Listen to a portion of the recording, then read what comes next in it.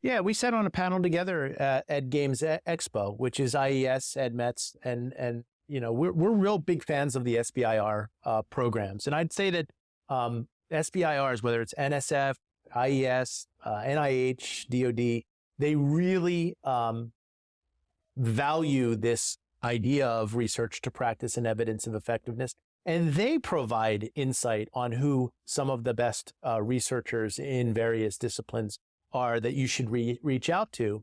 And that research, as part of your logic model, has to be embedded in non-dilutive grant proposals that have a chance of winning, right? It's not easy to secure grant funding, but in my experience, especially through the SBIR programs, it's the ones that are really rooted in research, have good footnotes, are really leveraging the underlying research as well as the evaluative models that are being put forth, have the best chance of securing funding through those various programs. And to just give a few numbers on that, we've seen lots of entrepreneurs get $250,000 to $750,000, maybe even $1 million grants from SBIR. It is a great way to get the initial development off the ground when you're in the R&D stage.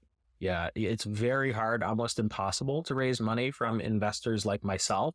If you have $0 in revenue, but you have a great logic model and you have a great research foundation, that's when you definitely go to SBIR for your initial funding. If you win the competition, you get $250 to $750 to build out what you've been doing, to get your initial 5 or 10 kind of pilot customers in place.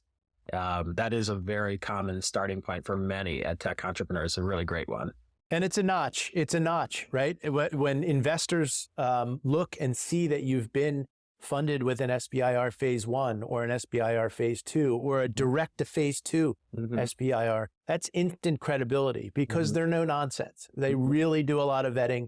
Not a lot of people win. In fact, Jason, I don't know if you could validate this, but it tends to be, from what I hear, about 80-20 and then 20-80. 80% of those who apply for an SBIR phase 1 don't get it, 20% do.